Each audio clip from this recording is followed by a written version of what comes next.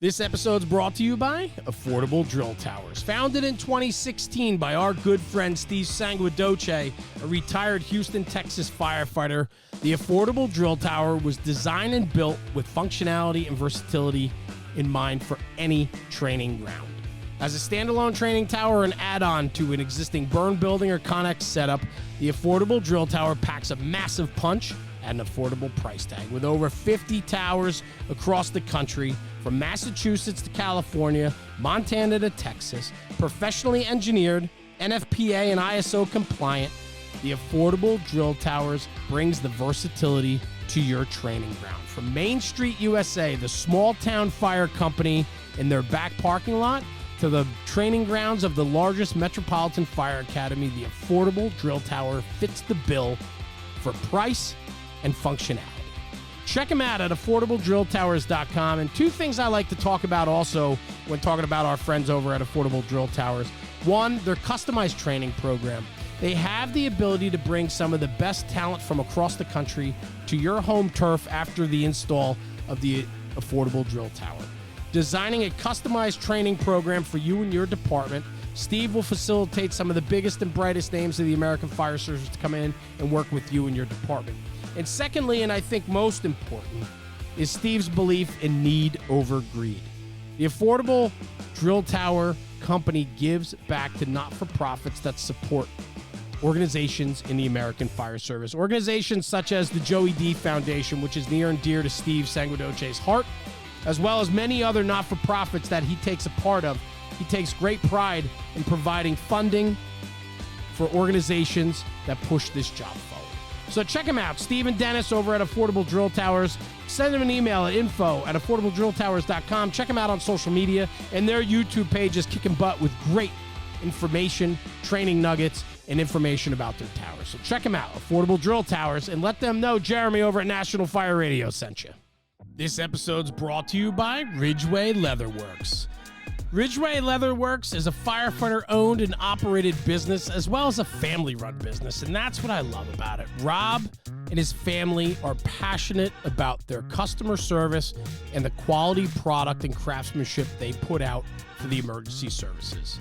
Rob's been on the show. We've been to his business. We've seen them in action. I've even tried to hand paint radio straps. I promise you, it is not as easy as what the final outcome looks like. The product is so good and so clean and crisp, and yet, man, it takes that steady hand. Rob's become a near and dear friend of our podcast, and you hear that over and over when we talk about our sponsors, that they're friends, supporters, and that's what this networking community is all about, is supporting one another. Ridgeway Leatherworks, Rob Meyer, crushing it. Quality and craftsmanship is number one. Customer service is right there with it. From custom radio straps, universal radio holsters, chin straps, flashlight holders, anti-sway straps, and locker tags made out of leather, there's plenty of opportunity along the way when you deal with Ridgeway Leatherworks. So check them out at ridgewayleatherworks.com. Find them on social media, Instagram, Facebook, and TikTok. And tell Rob you heard about him on the National Fire Radio platform, and give him a little plug and tell him keep up the good work. We need to support our firefighter-owned businesses, and especially family-run businesses, where his two daughters and his wife help out day in and day out along with his other employees. So again, Ridgeway Leatherworks, check them out at ridgewayleatherworks.com and find them on all your social media channels. We're good there. Hey everyone, Jeremy, National Fire Radio. Welcome back to the podcast after our July break. First episode back in August. Chief Jeremy Lami from the Mobile Fire Rescue Department of Alabama. Chief, thank you for joining me on the podcast this morning. I appreciate you having me. Looking forward to it. This is cool. Little background before we get into your bio and who you are and how you got to where you are today.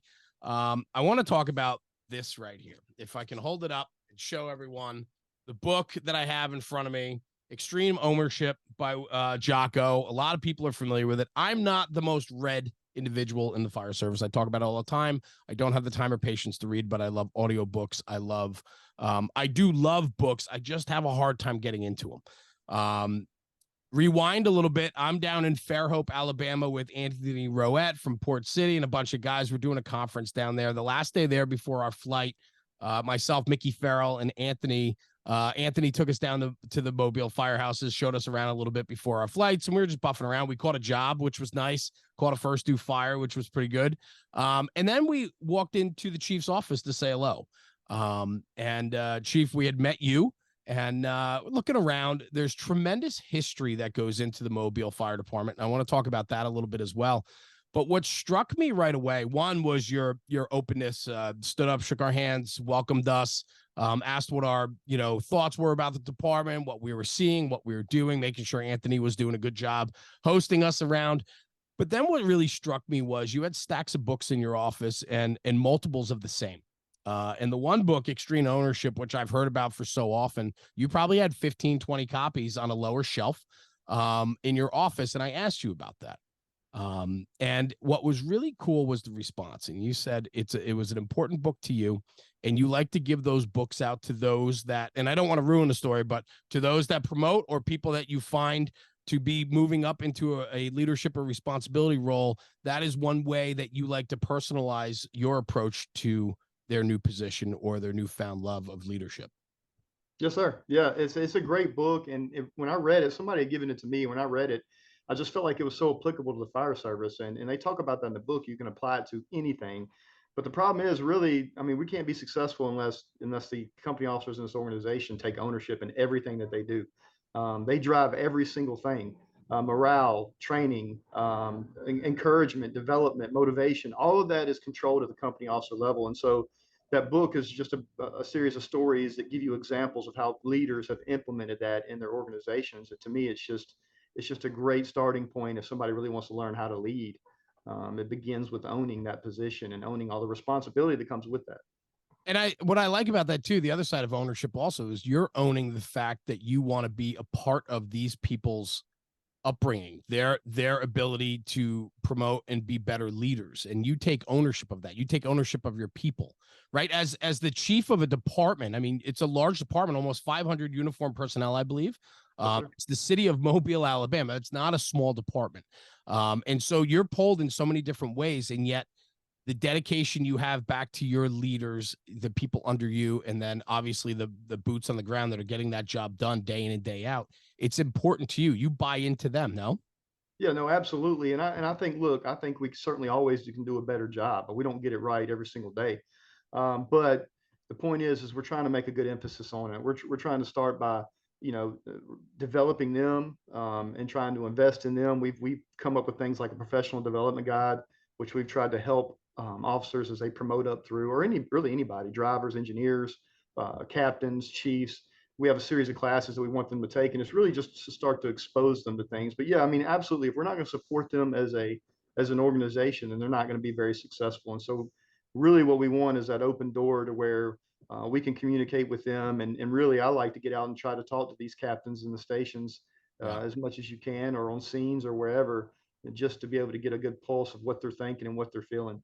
Yeah, it speaks volumes. Absolutely. So I want to ask how much of that came with you along the way. I mean, let's get into your background just a little bit here. Second generation fireman, born and raised in Mobile. So I have to think that having that foundation from which the community that you now still serve has to be important to you. Yeah, my dad was on this department, and not only my second generation. I mean, he was a captain on the Mobile Fire Rescue Department, and that's what he retired as after 30 plus years of service. And so since I was about 4 years old, I've been in the fire stations here in Mobile. And yeah, I think that to me, that gave me a tremendous amount of passion for this place at an early age. And I think that that's never gone away. And sometimes I think that I can almost be too close to it, if that makes Yeah, sense, I because get I it. do care so much. I've been around it so much. I take a lot of it personal but it's a great place, and certainly my dad being on here was a tremendous influence to me, and I can certainly have seen the shift. I think what the perspective has given me has helped me as a chief, especially as a younger guy that's promoted to chief, is my dad. I have a lot of respect for the senior men and women on the department because that was my dad, right? And so by that, and by me growing up there, I knew a lot of the guys that have been on a very long time, and that's who my dad was friends with or engaged with. And so I have a tremendous amount of respect for the people that have been on and all that experience that they have. And it's certainly needed, and we need to capture all that and take advantage of them while they're still here. But I also get the younger generation, for the most part. I've been there around them, and I was born at a time where I'm kind of considered some of that generation. So it's been an interesting dynamic, but it's certainly, I think, helped get a better perspective on the two differences there and the two sides, and how we can relate to both of them. Such a common topic in the fire service nowadays is the young versus old, right? And I find that, you were, if I have it correct, hired in 2002. You became chief in August of 2020. So you're coming up on your third year as chief in just a few weeks. You are younger to the fire service. A lot of chief of departments typically rock a lot more white hair than you do. So, you have a youthful look about you. So I can only imagine that you're not, over I want to say it nicely, chief, but you're still a young guy, Yeah. right? So you do bridge that gap. And I find that having people in those leadership positions that know how and can respect the old and respect the new, that's how we bridge that gap to find the ways of how we move today and move forward. Yeah, no, 100%. And when I was a training captain, that was one of the things we always talked about. When I was training this new generation coming up, I spent almost 3.5 years at the training facility, and we run our own recruit classes in house, fire school and EMT school. Back then, we did both of them in house, and that was one of the first things I used to tell people is this generation. They're not a bad generation. I mean, it's a bunch of young guys that are eager to learn, and it's our responsibility to give them that why. Whereas when I first came on the department, you didn't ask that question. You didn't ask, and I'm sure you probably discussed this before on your podcast. They didn't ask the why. I mean, everybody was just expected to do what they're told, and there certainly is a time for that. There's no doubt that at certain moments and situations where there's an emergency being made, you don't have time to explain your decisions, and that's fine. Um, but those young guys, men and women, because we're trying to recruit both and attract both, but they want to know why. They just want to connect the dots. They want to try to figure out how these things are related and where they fit in them. And so I've always said we have a great young generation coming up. We just got to figure out how to communicate with them. Yes. And every generation has been different. I mean, if you look back in the history of time, this has always happened. We think it's a new challenge for us, but it's not. It's always existed.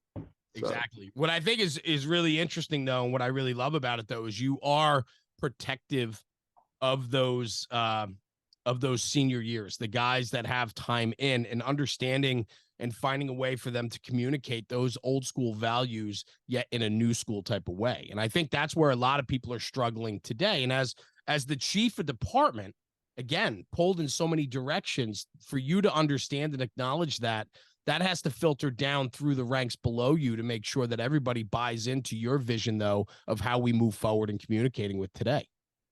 Absolutely. And I think, the senior guys, I get it. I mean, I think over a period of time, from what I've seen, they just want these young guys to care and have the passion about it. Okay. That's what they want to see first. And I think they're willing to invest whatever, and pass that along if they feel like the other end is receiving. So I think that also translates to the young guy. They got to understand that yes, somebody will invest in you, but you've also got to show that passion and desire to want to grow. Because if you sit back and you're disengaged, then they get the sense that you don't care, and so then they certainly don't want to waste their time in trying to develop you. But they're both so important to the organization. I mean, we're at a big transition point in our organization where we're going to lose a lot of senior people that I certainly have idolized in a sense.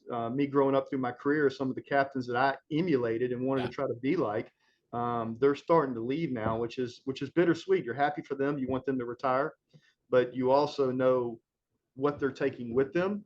And so it's certainly a transition point coming in our organization over the next 3 to 5 years. And I'm sure as a metropolitan chief, I mean, you have conversations with chiefs in similar positions as you. And so obviously this conversation is happening because it's not just happening in Mobile. We're seeing this divide of the older schools starting to leave this job more rapidly, and there's not many of them left. And now we have this new school, which brings a different way about them.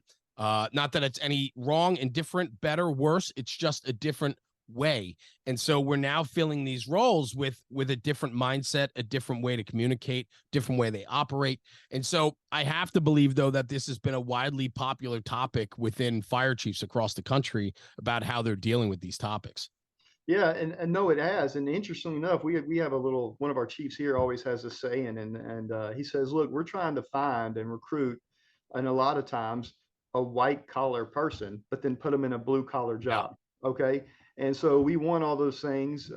We certainly have not put an emphasis, although they do get a little bit of credit through the recruiting process.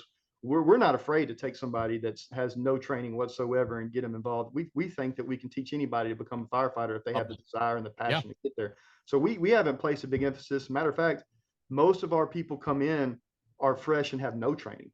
We don't have a whole lot of lateral transfers come in. I can get into that, but that's just really because we're on our own pension plan outside the state's pension plan. So lateral movement's not very easy for a lot of people. They don't want to come and start over. So we hire people with no experience oftentimes, but we do get applicants that have had some type of degrees and have gone to college and maybe are just changing careers. But yeah, I mean, it's a challenge, and I think everybody across the country is experiencing that. There's no doubt. I love that white collar, blue collar. I just talked about this recently on another episode. I'd love to get some of your feedback on this because I think that you're probably right in line with some of my thoughts. We today promote white collar so heavily over blue collar that we don't believe the world needs blue collar, and yet we need them more than ever now. We push our children to get further education. We push our kids up the line. We want them to be the biggest and best. Everybody thinks their kid's going to be a professional athlete or a lawyer or a doctor, when in fact the world is made up of all different types of people, but we're limiting the options of what our kids have in front of them to understand that, service work matters, and it's not going anywhere. Recruitment for you, is it more and more challenging these days? Every day. I mean, every day. I mean, and we're trying so many different approaches to try to reach the young men and women, but we have gotten the sense lately that it's just the job market is so competitive out there right now in the private sector, and they're offering, I mean, fast food restaurants are paying $17 to $20 an hour. I've got a 17-year-old daughter, and she worked at a restaurant one time, and she's making $20 an hour by the time you factor in some other things. I mean, it's just amazing what's out there and available for some of them. And I think you got to really pursue people. I think that, when I first came on, it was shortly after 9/11. And when you look at everybody was motivated by that, had this tremendous sense of service and wanted to get involved with it. But we haven't had that something like that that's moved the needle recently. And I think people really, they want you to pursue them. I mean, they want you to come after them or actively recruit. I mean, just look at football recruiting. We're in the South, right? We're huge football recruiting. Yes. What do these kids want? I mean, you listen to the coaches. They Yep. have to pull out all the stops. It's not about the institution anymore. It's not about come here with all this tradition and history. Yeah, that's a part of it, and that will relate to some people. But at the end of the day, what they'll tell you is they want to feel the love. They want to feel like somebody's coming after them and pursuing them. Now we can get in these philosophical debates about do we need to do that or not, and I could point out pros and cons. Sure, absolutely. But the fact of the matter is, you got to be willing to change your approach or have multiple ways to approach it just to try to capture them. Well, and I think that's what's interesting about the conversation is the willingness to budge, the willingness to maybe check some ego or bravado at the door, the way we've always done it. I mean, the fire service is steeped in that. I think it takes young leaders, dynamic leaders such as yourself, to realize that in order to pivot, we need to make some changes internally before we can promote outward. If people need more of a pick-me-up, or people need more attaboys, or they need to feel that we're invested into them, and we're not doing that, or we never did that as a department, then by God, we have to pick up our game and do better, or we're going to lose, right? You have communities full of kids that are probably looking for some direction. Mobile is not the most affluent community. There's tough neighborhoods. The outreach you have for those, I met a bunch of guys through Anthony that come right from the neighborhoods there. Tough neighborhoods, kids that grew up with incredible diversity, murders, gangs, drugs, all around them.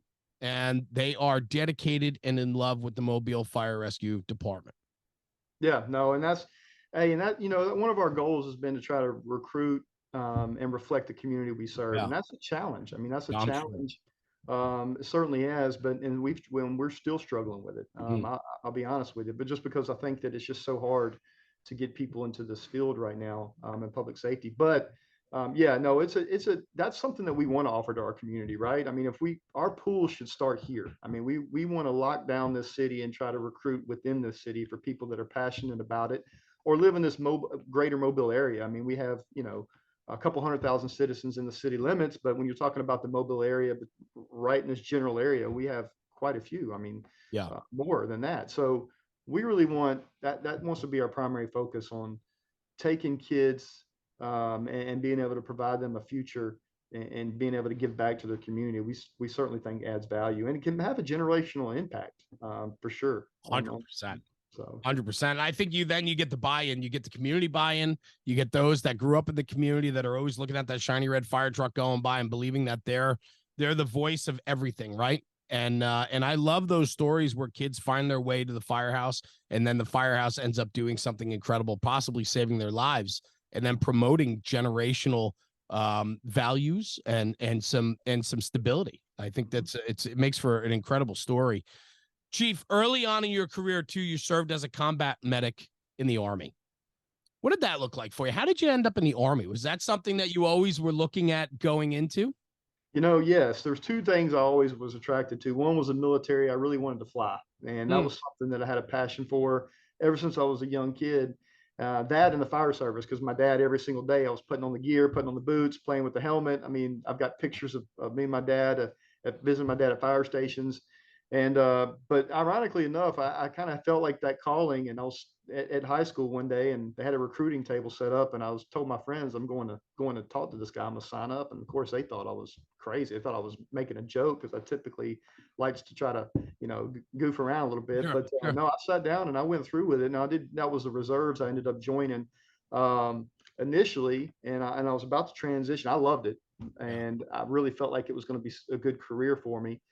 Um, and then I met my wife, and I got back from all my training, met my wife. At the time, we were very young. We're still married, been married 21 years, which I'm extremely proud of. Love it. And but when I met her, I knew that hey, this is not going to work. I want to be here. I want to be around her. And so I ended up. I looked around, talked to my dad. I'm like, Dad, what about the fire service? He says, oh, it's a great job. He says, a great job. Come Yeah. on here to provide some great stable income for your family, some great benefits that you really don't care about right now, but you will down the road. Sure. And he said, yeah, come on. And so he started walking me through that process. And but yeah, I certainly loved my time in the military. I have a tremendous amount of respect for people that serve, and that was just a great chapter of my life that I certainly enjoyed. And you served in Operation Iraqi Freedom, Operation Enduring Freedom. So you were deployed, boots on the ground. Yep. Combat? So what was interesting with that is I joined the fire department. You'll kind of see those schedules overlap, and Yeah. I was about almost through fire school. I was already an EMT because of being a combat medic in the Army. They provide your Right. EMT basic license, and of course they train you a little bit further than that, but they allow you to test for the EMT basic. Well, um, I get back from that and I start fire school, and I get almost the way through it and the war kicks off in '03. And so I got deployed from January of '03 till about May of '04. I returned home. So yeah, we were right. We provided medical support pretty much for the entire Kuwait portion. I was with an ambulance platoon that was on an ambulance, Humvee ambulance, not like what you Got it. see. Yeah. I Yeah, got you. yeah. But that's what I was a part of, and certainly, you know, enjoyed that period in my life. What did that do for you structure wise? I mean, did you need that type of formal structure in your life? I mean, the military parallels, or the fire service, I should say, parallels the military very well in a lot of regards. And so, was it natural for you when you came back from Iraq and serving, and you had, over a year of service overseas, coming back and then adjusting back to civilian life, yet you still had that camaraderie, brotherhood part, the commitment to something greater than you when you got back to the firehouse? Was that needed for you? Did you need to have that part? Yeah, to me, that was critical. I mean, for me, looking for something, I never started off wanting to be the fire chief of the Mobile Fire Rescue Department. I never started wanting to be a chief, period, to be honest with you. All Okay. I ever wanted to do was really, I had a goal of becoming a captain because my dad was a captain. Got it. And that was really what I started off in. And I knew that I wanted to maybe have that opportunity one day, but that structure and those relationships and then the mission of the fire service parallels almost identically to the military in a lot of respects. And so, yeah, I mean, that was absolutely what I was looking for, and it fulfilled that need right off the bat. I mean, there was times when I was in the fire service, in the fire station, I was like, man, I want to do this the rest of my life. I mean, this Yeah. is this is unbelievable. I mean, it's a great job. I mean, it's crazy to me, some people that don't love the job, but it's unbelievable job that provides you such a great sense of service, and very fulfilling. So So I'm sure a lot of guys know, everybody knows you today as the chief of department. I want to hear a little bit about your early days, your backstep days, your stretching on fire days. I mean, how much did you enjoy that fire duty? I know EMS obviously was a big part of your life too. But I know you rode suppression units as well, captain in this suppression unit, I believe, and then you went to the training academy, and I want to get there. But your early days, I mean, the structure was there, the excitement was there. What was it like for you? when I first was assigned down, I came out of the training center finally after coming back after the Yeah. military, and they had to figure, which back then they didn't have a way to really get you back plugged in into the fire service, and some of my licenses had lapsed, and they really didn't have systems in place because they hadn't dealt with a war for some time, which was extremely crazy. But anyway, finally get all the training, get assigned out, and they had come to me and they said, I remember the chief at the time, the assistant chief came down. He says, "Hey, where would you like to go?" Which is they never ask you this question, but I'm assuming just because there was only a couple of us, they had to do a one-off class. There's only a few of us from Mobile. That second time I had to go back through fire school, so I tell everybody I had to go through it twice, which was, it's fun. I enjoyed it, but I don't want to do it again. Yeah, right. But Yeah. so I come back through and they said, "Where would you like to go?" And I said, "Man, I'd love to go downtown." Just something about being downtown with the high-rise structures. It felt like a fire department to me. I can't Yeah. explain that. My dad was at other stations. I'd visit them. I knew them. But to me, I was always attracted to down here. Hmm. And so that's where they put me on a suppression unit in downtown Mobile. And really, my career started right away. It was just by being with a great company officer. And this is what I try to tell so many of these captains. They have such a big influence. He immediately had me start reading the rules and the regs. And I look back and I'm like, I never questioned it, because just being from the military, I just said, okay, this is what Sure. he wants me to do. He does this with Yeah. everybody.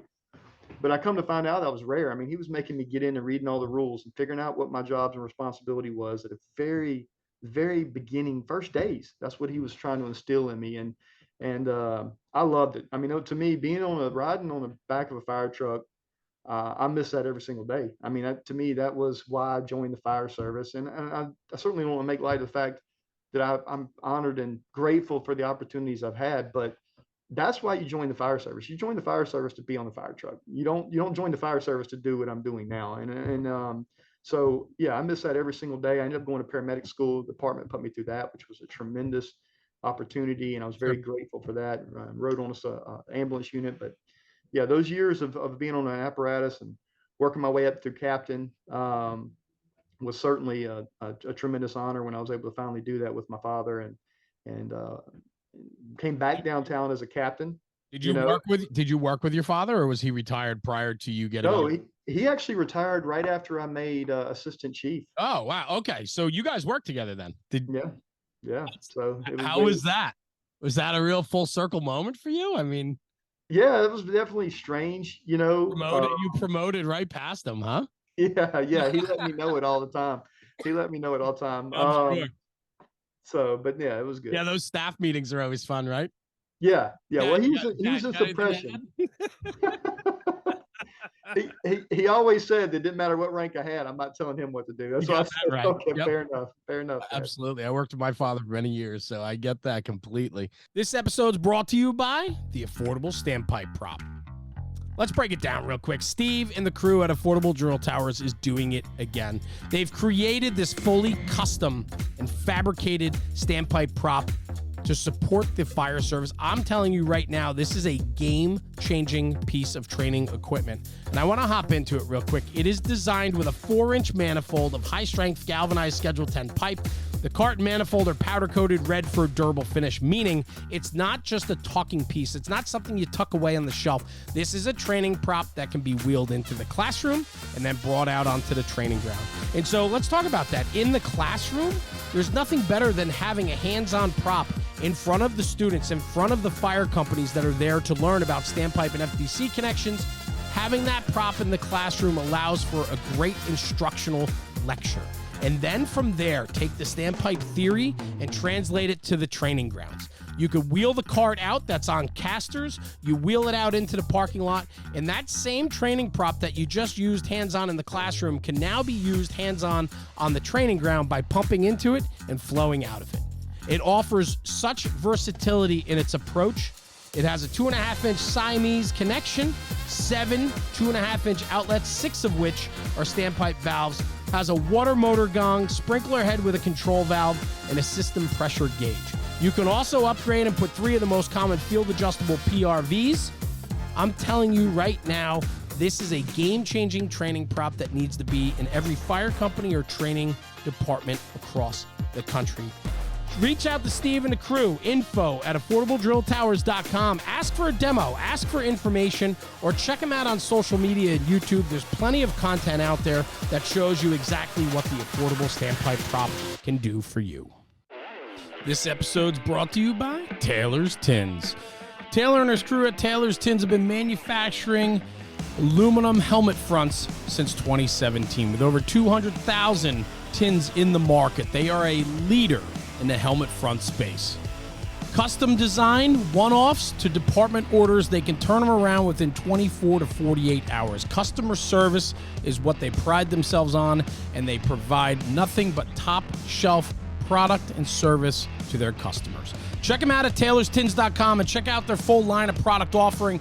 They've always been a very strong supporter since day one with the National Fire Radio podcast and platform, and Taylor and his crew have become dear friends of ours, and we appreciate the support. And at checkout, for a little extra bonus, use coupon code NFR Sent Me. That's NFR Sent Me for a discount on your order.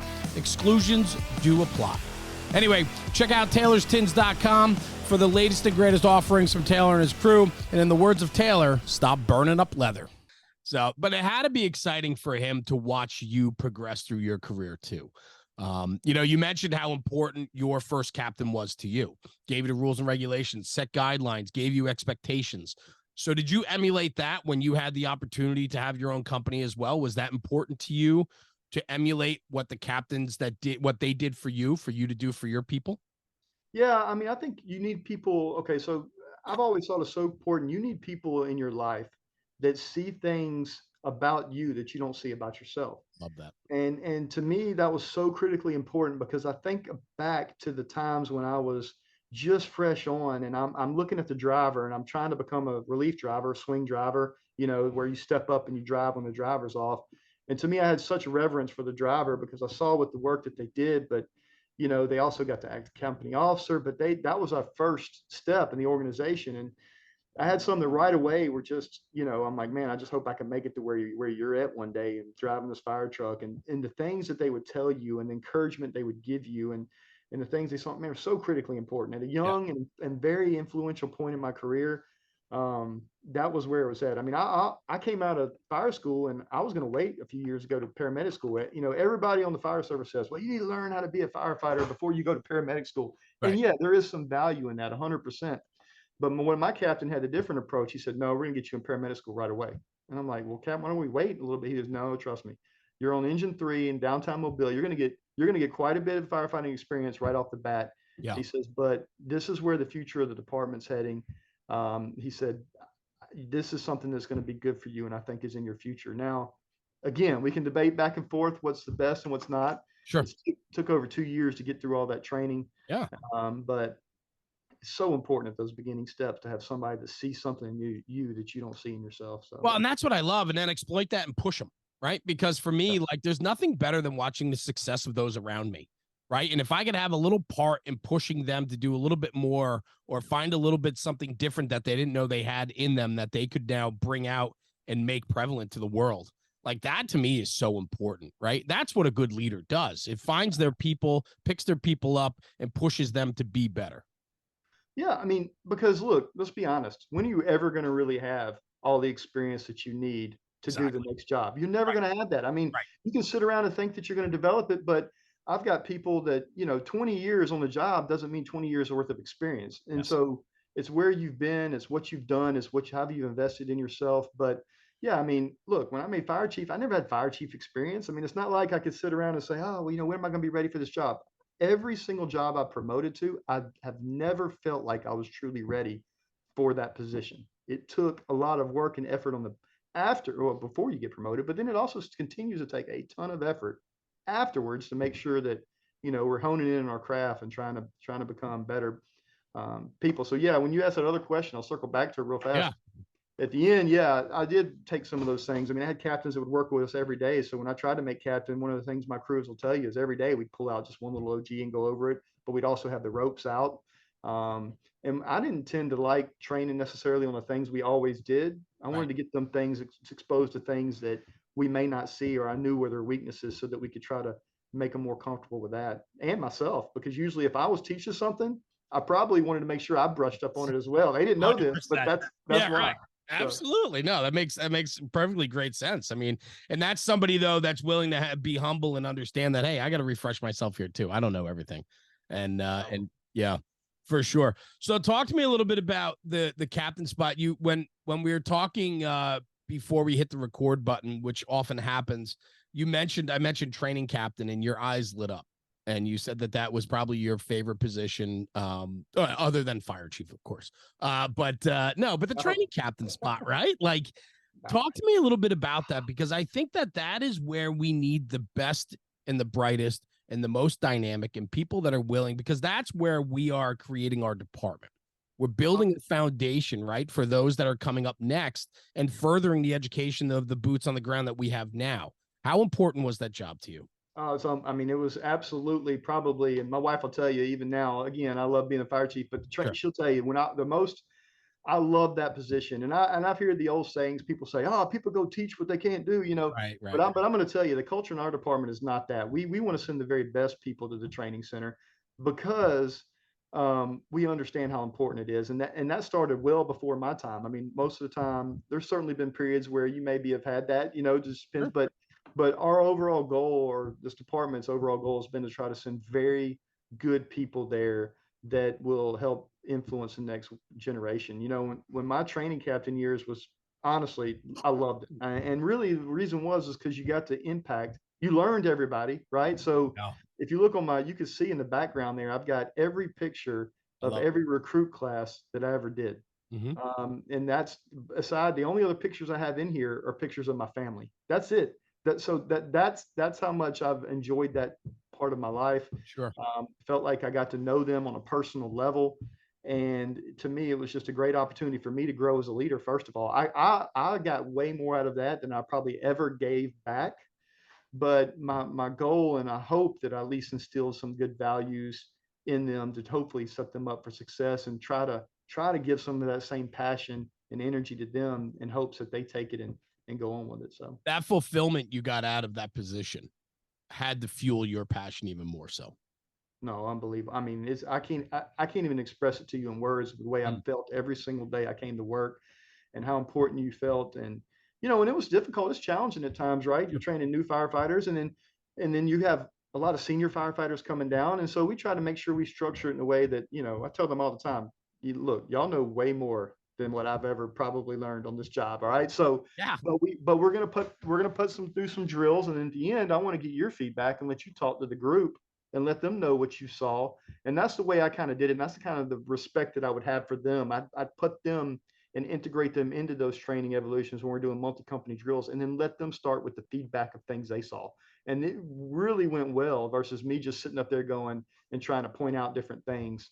But I love it, and it was a fantastic opportunity. I have to think too, around that time period, I'm just going over the time frame in my brain, but that is around the time where things have been changing in the fire service, right? We went from the standard traditional training methodology to getting much more dynamic in our approach, our delivery, a lot more responsibilities being thrusted on the fire department in regards to technical rescue and hazmat and all these other areas, right? Over your career, I'm sure you've seen an influx in required training, let alone now the city of Mobile is responsible for all these other things that we've never had to really think about before. So it is a dynamic time in the fire service over the last 25 years of how we had to progress our training forward.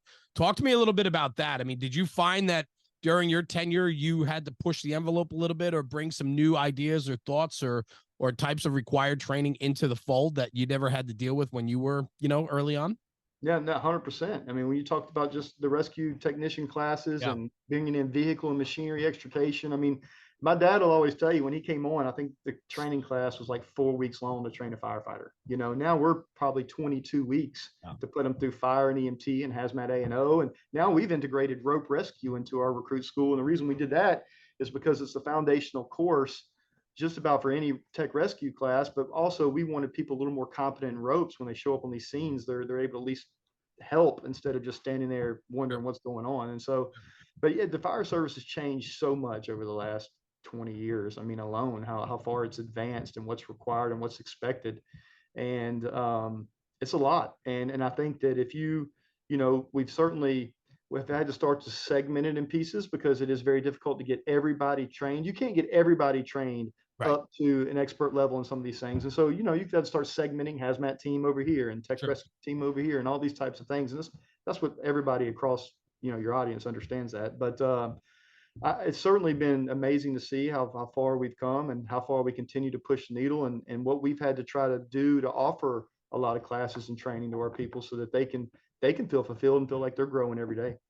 Well, I mean, your city is quite diverse. I remember driving around a little bit and seeing you guys have everything, right? You're like any other metropolis, right? Any other urban setting, suburban, rural, urban, and then you have you have a large waterfront, right, that you're responsible for. So the infrastructure there is grand, and anything and everything that can happen anywhere else can happen right there in Mobile.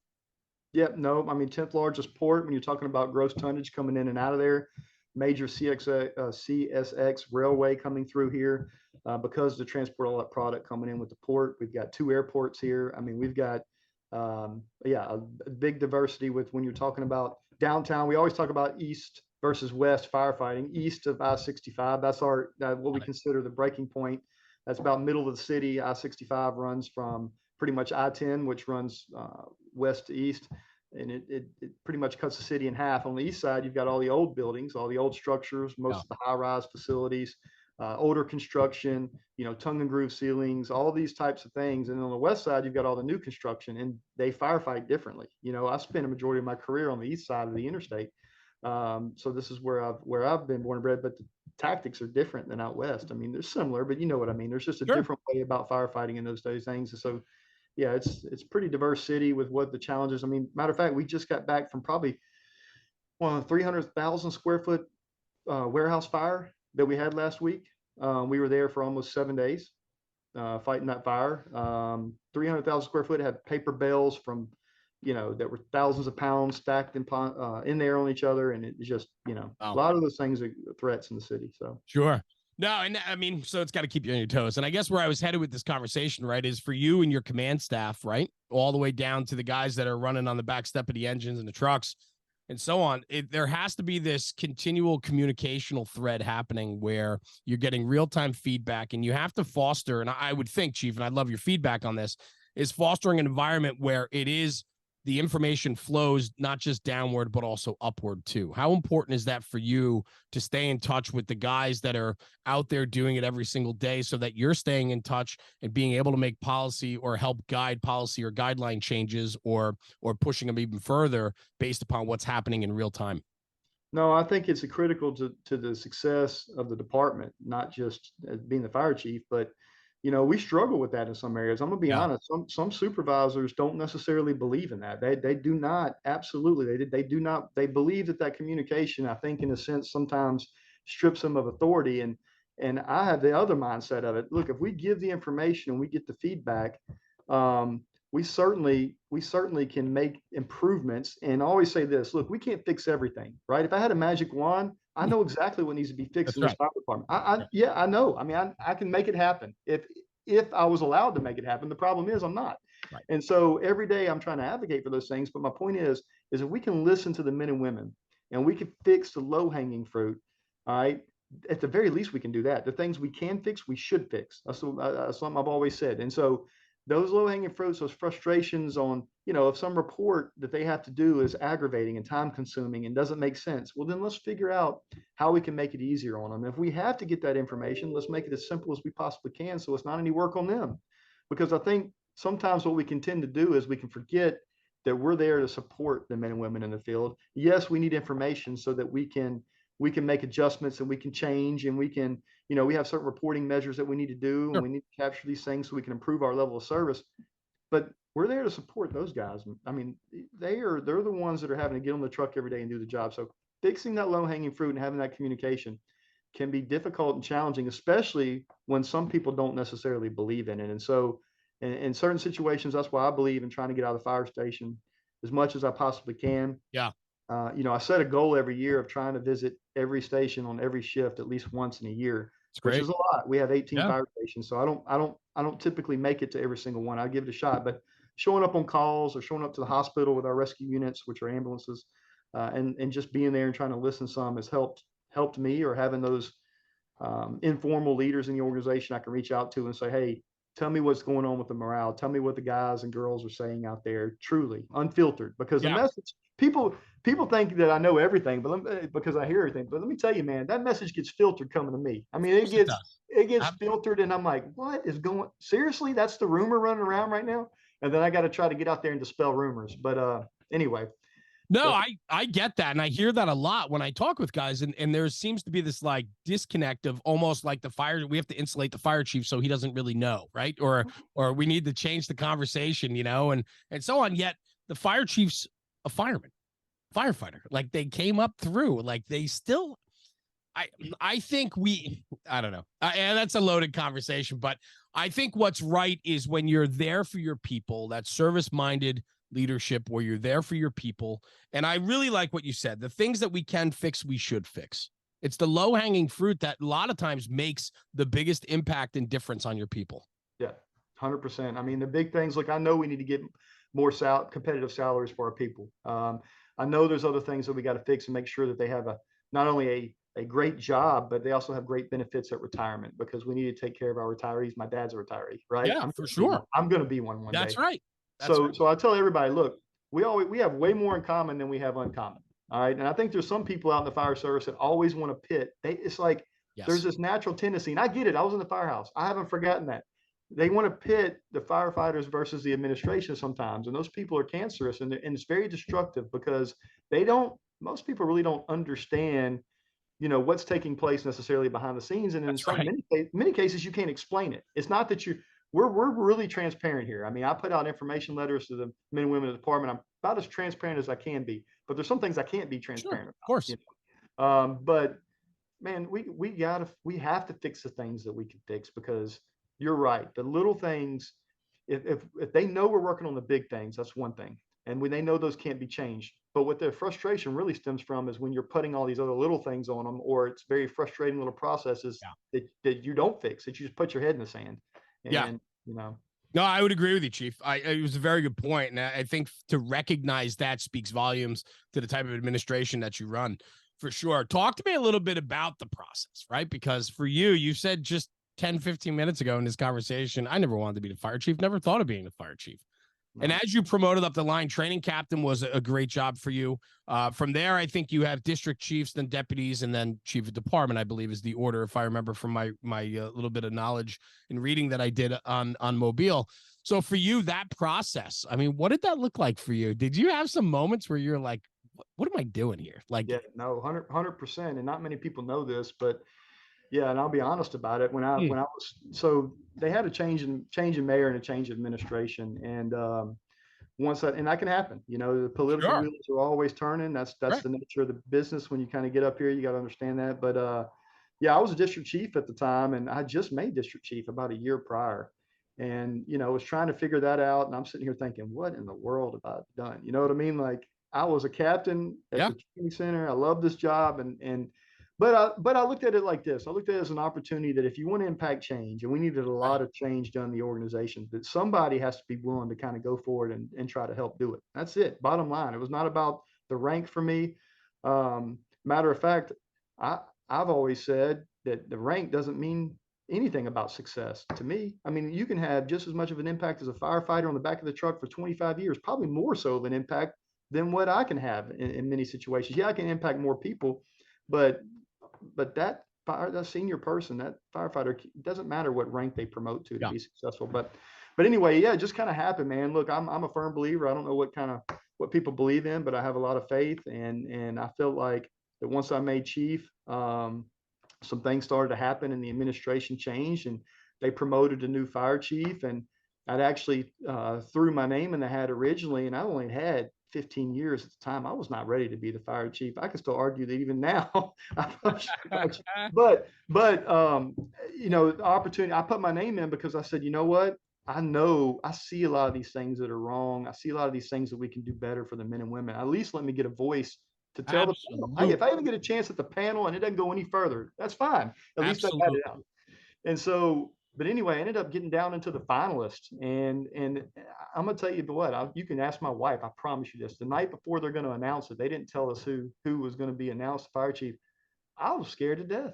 I said, man, You were scared you were going to get it. yes. I was like, I don't. This is not like. Yeah, I get it. Well, and I'll tell you why. And then people say this is not. I'll tell you, be honest, wholesomely honest with you. I felt that a lot of the changes that needed to be made in the department, and I wanted to be a voice to be able to maybe point out some of those things, but I felt Sure. that those changes needed to be really from somebody because of where we were at in our department. Yes, I knew a lot of the guys that had been a long time. I felt like it needed somebody that had been on a longer than I had. And I just felt like that to truly change, because if you got somebody that's been on 25, 30 years at the time, and they're willing to say, yes, we're going to change, and this is with the best interest of the department, people are typically going to buy into that because they realize that it's just with that age and Yeah, experience, longevity, right? Yeah. yeah, Yeah. validates it in a sense. Right. But they promoted me to, so the fire chief that got selected ended up promoting me to chief of staff, which was a assistant chief. We call them assistant chiefs. We Okay. kind of go fire chief, two assistants, and then Oh, okay. deputies at the district chief. Got it.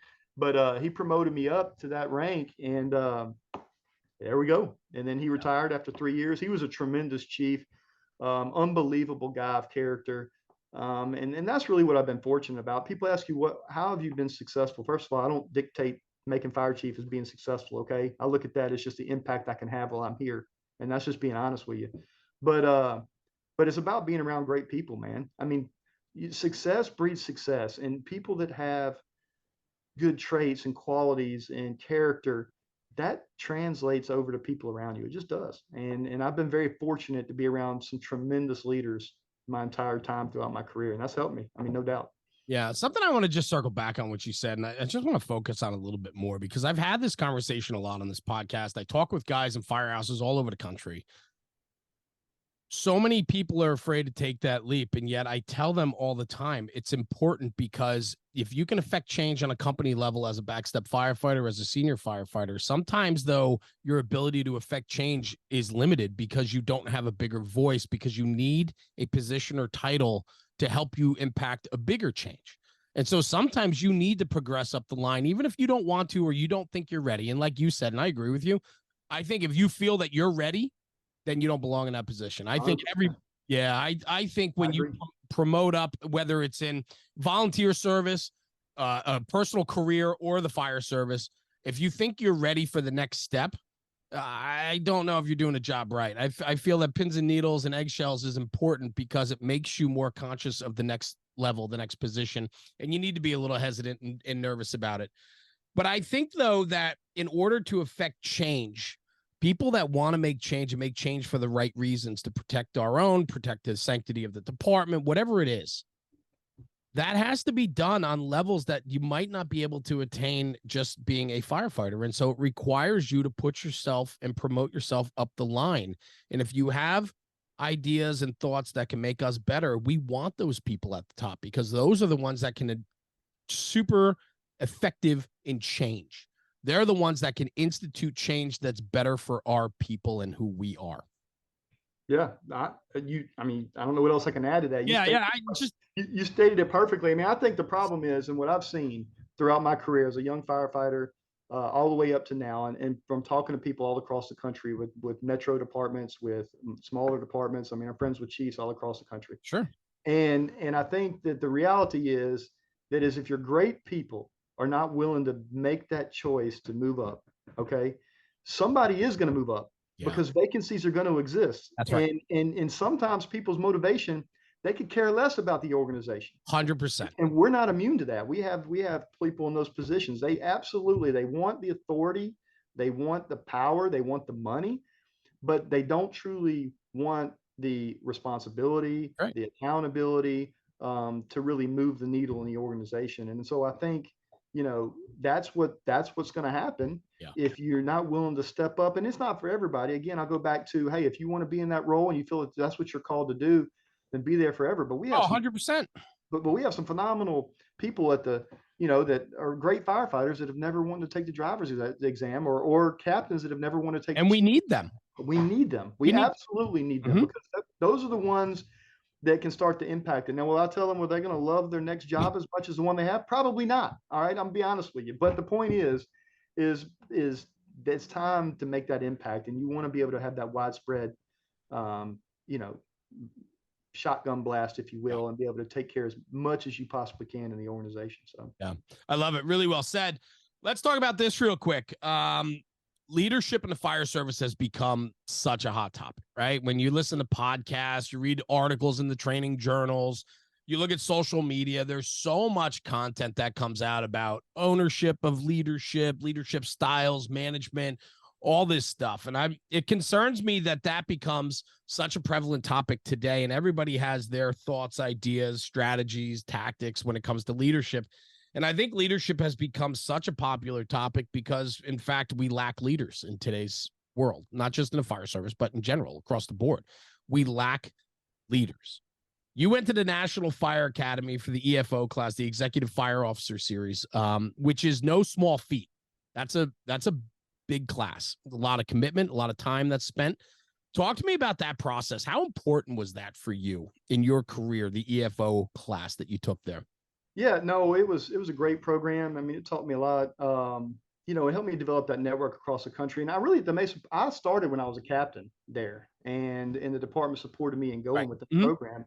And I'll tell you, the most important, what I got out of it is, and what I've tried to bring back is, we got to get out of our bubble, because what Yes. happens is sometimes we sit in our own fire department, and we've got a lot of men and women that have never been outside the walls. They never really even talked to another fire department, or seen they think that the issues that we face only exist in our On organization. your island. It's your Yeah, island. our Yeah. little island. And it's like, no, I'm telling you, guys, there's a bigger world out there, and we're struggling with the same things. We do a lot of things better than a lot of departments, but we also could improve in a lot of areas, and departments are doing better job of this. So that it really made a difference for me to see that, one, the problems in the fire service aren't just isolated to mobile fire rescue department, but two, people have figured out how to solve some of these problems. So leverage those resources. Don't recreate the wheel. Leverage those resources. Yeah, customize it, make it work for you, because there's no single approach that's going to work for every department. But that's really what it taught me. And so where I felt I needed to integrate in our professional development guide is, once they start to make company officer, we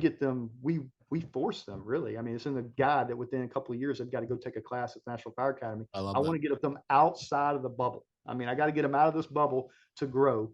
And it's been, we'll start reaping the fruit of those decisions later. But Well, man, and what it makes sense, right? It goes hand in hand with what you were saying, right? Success breeds success. it does, it does. Surround yourself with people that are like-minded in regards to bettering themselves, and they're going to better the people around them.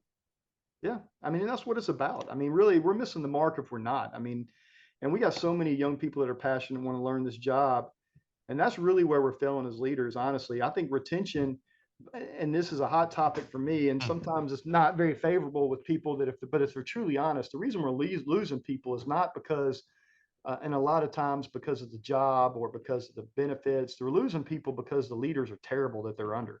They get to a fire station, and they think that this company officer that's been on for a long time used to have a tremendous amount of passion, and now they're coming in every day and they're telling them their job's terrible. Well, who in their right mind would stay in that atmosphere? And so, really, I tell everybody all the time, my job, I can't influence everybody with an organization this big. I wish I could see everybody every day, but I can't. And I've got to work through other people. But that's the expectation of the company officer. That company officer drives that morale in that station, and they're the ones that should be able to redirect. I always say this: we should never gripe down.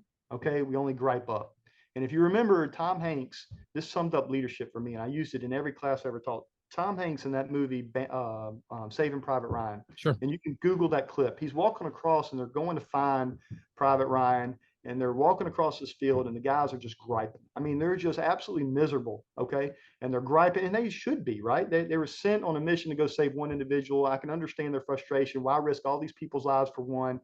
And they're going through all this comment, and he looks at him and he said, "Well, what do you think, Captain?" And this Captain Hanks at the time, Tom Hanks, and he goes, "Well, you guys know that I don't gripe down. I gripe up, and they're like, "Well, what would you say if you were a you know, if you were a superior officer was asking you what you thought of this mission, he said, well, I tell him that it's a great mission, sir, valued, worth the risk of my men and women, sir, and be Yeah, happy to take this mission on. But my point is, it killed the argument right away. that's right. Now, they know that he disagreed with it. Okay. They know that he probably thought the same thing. The point is what's best for the men and women. Do I wallow? Do I get down in that pit with them and wallow in the mud? Or do I redirect and get them back focused on the mission? And that's where we fail every single day. That is where we're struggling is we think that we need to get in the mud with them, and that means that we're fighting for them. And that means that if I, no, don't look, they already know your feelings on it. All right. Redirect them and get them pointed back on the mission. That's where you can change the dynamics of the station. Man of character. You said it before. How important is that? I mean, that's what legacy is built on, right? That's what a career is built on, is your character. And how do you want to be known, and how do you want to carry yourself amongst your peers and your superiors? And I think that that's so important. And I think so many people get focused on the immediate and not the long-term play. And they don't understand that all these immediate, the gripes, the moaning, the bitching, all of that, right, adds up to all of a sudden it's a career worth of this guy. He lacks it. He doesn't have it. Right. And I think that that's concerning.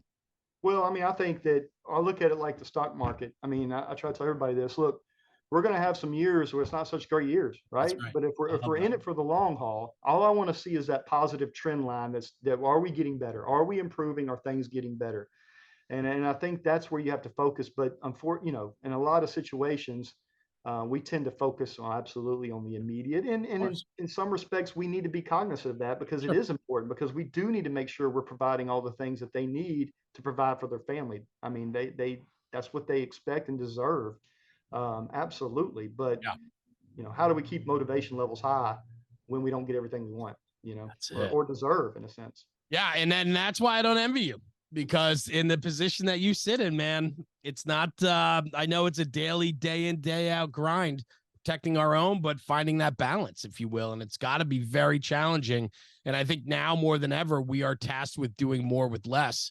And as a sitting fire chief of a municipality or a city such as Mobile, I can't imagine that it's an easy job every single day, day in and day out, Chief. So I know the grind is real for sure. Well, don't feel sorry for me. I'm going to tell everybody this all the time. I mean, at the end of the day, the hardest job is what the men and women are doing out in the streets. And there you go. We're just supposed to be supporting them. And I firmly believe that. And so, this job entails a lot of different things, a lot of politics. I wish it was back riding on the fire truck. Trust me, I miss it every single day. Matter of fact, I did go drive a fire truck the other day on an emergency call. I jumped in. I was at the station visiting, and I looked at the driver and said, "Get in the back. I'm driving." He thought I was joking. I said, "No, I'm serious. Get in the back. I'm driving." So, that goes so far with them.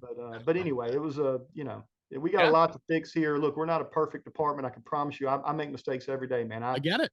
I mess it up every day, but we're trying. But you own it, and that's the thing, right? And you own it, and you move forward. And I think that's all you want is forward progression. And I think that matters. Talk to me something that was important to me too that I saw when I was in Mobile.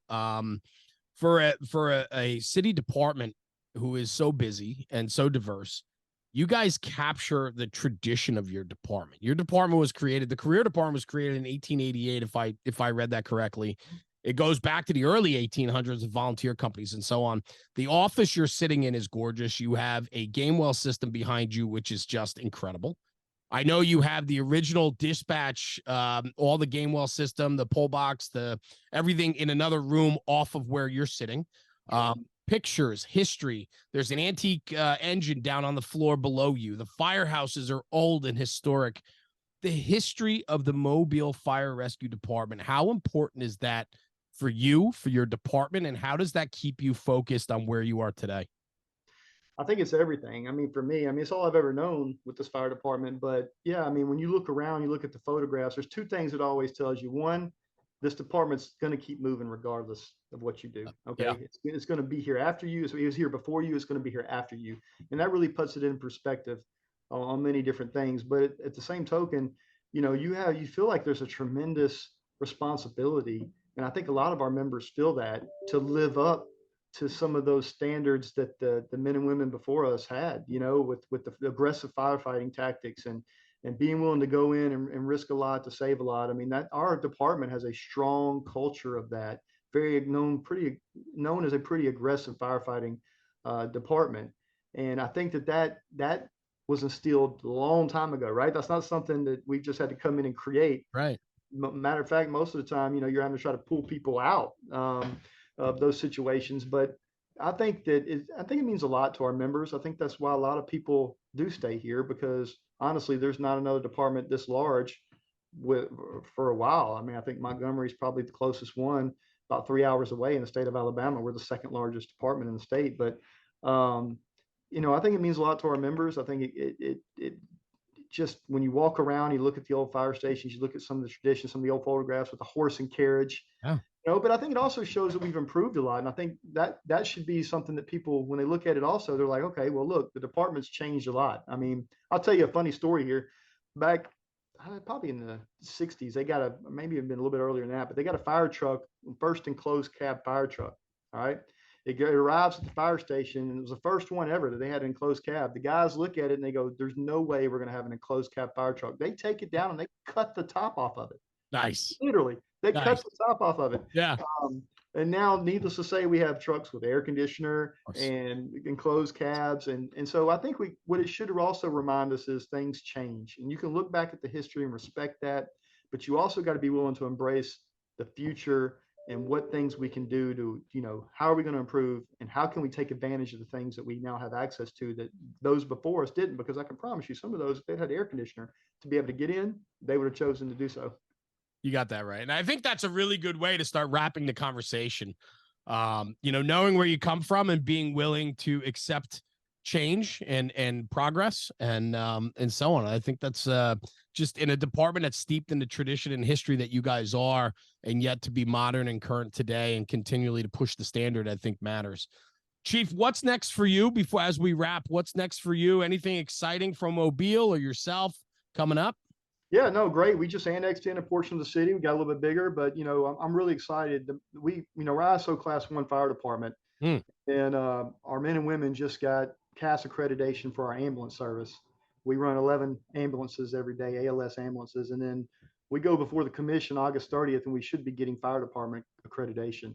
Fantastic. And, yeah, no, it's a really big deal. And I often tell our members, they say, why do we go after these things, Chief? I said, because we want to be the best. We want to measure ourselves against the gold standard. And also it allows me to be able to put that out there in front of them and say, look, I'm telling you we have a great fire department, but I'm not just saying it, somebody else says it. And so the nation's saying it. They're telling us we're good. They're telling us that we are. And so that's why we pursue those things. It's not, I tell everybody, look, we're not about putting jewels in a crown. That's not what we want to do. Crown means nothing if the person is sitting on is unhealthy. And I mean the person, I mean our organization. That's what I'm equating it to.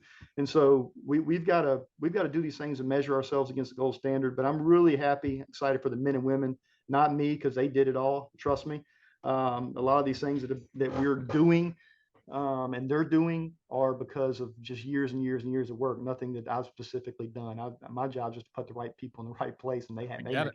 But I'm really excited for our department because they put a lot of work in every single day, man. They deserve all the accolades and the credit. We got a good department. We really do. We got some issues, trust me, but we're trying to resolve them. We see them. We're trying to address them. So that's it, Chief. Well, thank you. Thank you for your time today. I know how busy you are, so taking an hour out of your day to just chat with me, but I think this conversation was great, man. There's so many nuggets in here for people to hear and to understand. I mean, to sit down with a chief of a 500-man department, men and women serving Mobile, and as the chief of that department, it brings a lot of validation to what you guys are doing, and also how many people are dealing with similar issues in similar sized cities and even smaller cities across the country.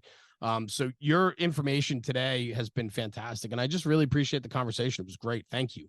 No, thank you for having me. I'd be happy to speak anytime. I love to talk and see and talk about different issues. And anybody in your audience ever have anything that we can help them with, be happy to do so. Or if they hear some of the things that I mentioned that we're struggling with, and you have some ideas, shoot them to us. We're an open book. We believe in so it's good stuff. I love it. Chief Jeremy Lami, thank you very much for joining me today, brother. I truly appreciate your time, and hang out right here. I'm just going to sign off the podcast, and we're going to come right back. Okay, great. Thank you. Everyone, thanks for tuning in for another episode of the National Fire Radio Podcast. We're back at it, August 2023. All new episodes coming at you. Chief Jeremy Lami, of the Mobile Fire and Rescue Department. What a great conversation today. Do me a favor, like I always say at the end of the podcast, take this conversation, take it back to the firehouse and talk about it, because when we talk about the job, we're making the job better. We'll see you at the next one. Thanks for tuning in. Jeremy, National Fire Radio.